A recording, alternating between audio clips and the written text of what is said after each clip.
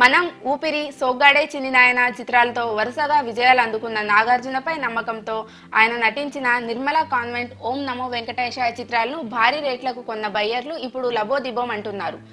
నాగార్జున ఉన్న ఫామ్లో ఆయన నుంచి ఫ్లాప్ రాదనే నమ్మకంతోనే ఓం నమో వెంకటేశాయని ఆ స్థాయిలో కొన్నారు. ఆయన నిర్మిస్తున్న సినిమాల జాబితా చూసి నిర్మల కాన్వెంట్ చిత్రానికి కూడా భారీగా పెట్టుబడులు పెట్టారు. నిర్మల కాన్వెంట్ వాషౌట్ అయిపోతే తాజాగా ఓం నమో వెంకటేశాయ కూడా డిజాస్టర్లకే డిజాస్టర్ అనే స్థాయిలో వసూలు చేస్తోంది. అంతకుముందు అక్కినేని అఖిల్ నటించిన అఖిల్తోనూ బయ్యర్లకి భారీ నష్టాలు వచ్చాయి.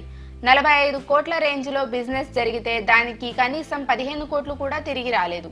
అక్కినేని ఫ్యామిలీ నుంచి వరుసగా తగిలిన దెబ్బలతో ఆదుకోమని త్వరలోనే నాగార్జునను సంప్రదించడానికి బయ్యర్లు సమాయత్తమవుతున్నారనే గుసగుసలు వినిపిస్తున్నాయి. ఊపిరి సినిమా తెలుగులో బాగా ఆడినా తమిళంలో ఆడకపోవడం వల్ల నష్టపోయిన పీవీపీ కోసం రాజుగారి గది 2 చేస్తోన్న నాగార్జున మరి బయ్యర్లను ఆదుకునేందుకు ఏదైనా సినిమా మొదలు పెడతారా లేక ఆల్రెడీ చేస్తున్న సినిమాల్లో ఏదైనా ఇచ్చి ఆదుకుంటారా అనేది చూడాలి.